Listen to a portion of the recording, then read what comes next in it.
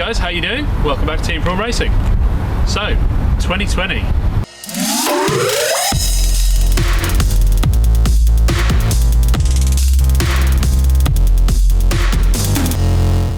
What a year. Since we started the channel, we said the whole idea was to go racing, and we've finally done it. So, big tick on the list there. We went into 2020 not really knowing what to expect with the racing. 10 years of track days in the car. We knew the car was good, but we had no idea where we'd really stand against the field.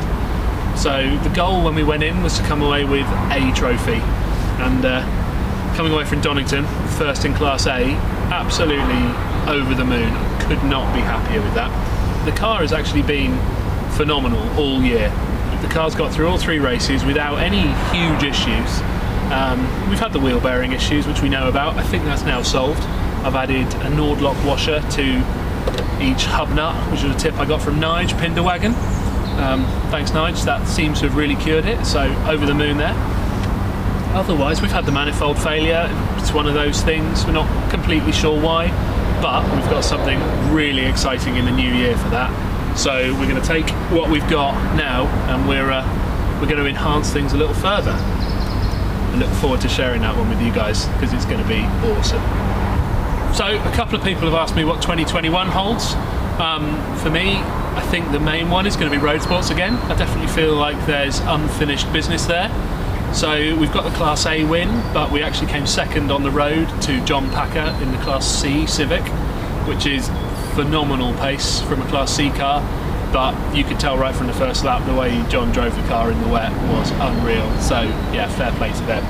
So yeah, we'd really like to move forward in road sports, do a little bit better again. I think the ultimate goal's got to be P1 in quali and P1 on the road in the race.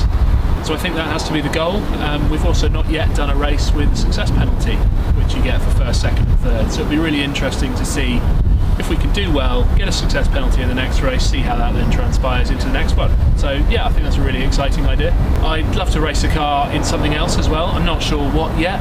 Obviously we all know the car is currently turned down for road sports to meet the series limit. I'd quite like to race it in something with a bit more power. I'd love to race it on slicks, turn it up to maybe mid 400s, see how different it is to race at higher power. If anyone's got any ideas for other series we could maybe have a go at, then I'm all ears. I've thought about Time Attack, but it doesn't really appeal to me.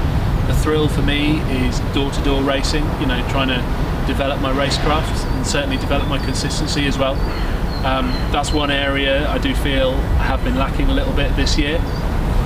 So we seem to have the pace we need. I think we showed that in quali at Donny, but one area I'm definitely lacking in is consistency.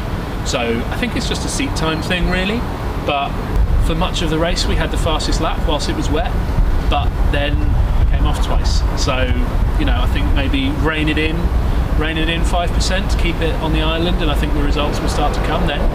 But overall, 2020's been such a weird year with the COVID stuff and, you know, everything that's going on, the delayed start. However, I've got an awful lot of work done on the car. The car is better than it's ever been. All the underside, check out the videos from back in summer, all the new sills, all the side skirts, all the work that's been done. We've gone racing, we've had a 5th, a 4th, and then a 1st in class. And got to be honest guys, I could not be happier with that. So we really couldn't be where we are on the grid this year without all the help we get from our various sponsors. So first and foremost on that list is always going to be Badger 5. The guys have been absolutely awesome to us this year and every year, to be honest, for many years now.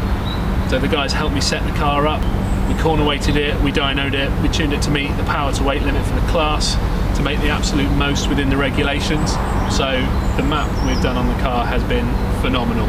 I normally map the car myself because mapping it for max power is actually not very difficult, but tuning it to meet a series limit for as many revs as possible on the power curve is not something you can do up and down a road. That has to be done on the dyno. So huge thanks to Bill and Alex at Badger 5. Another one to thank is Gaz Shocks. So Gaz have been really good to me for the last couple of years. I popped a shock at Silverstone when we did the Mission Motorsport Day. If you haven't seen that, check it out, really cool day. Popped the shock, got it back to Gaz, they turned it around within 3 days, fully rebuilt, both fronts, straight back to me. Absolutely incredible service, and that got us back out racing for Silverstone.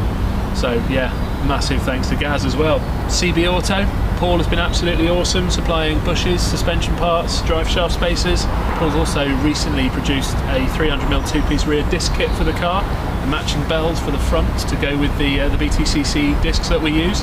So yeah, couldn't recommend CB Auto highly enough. We want to thank Martin at Gas and Gears.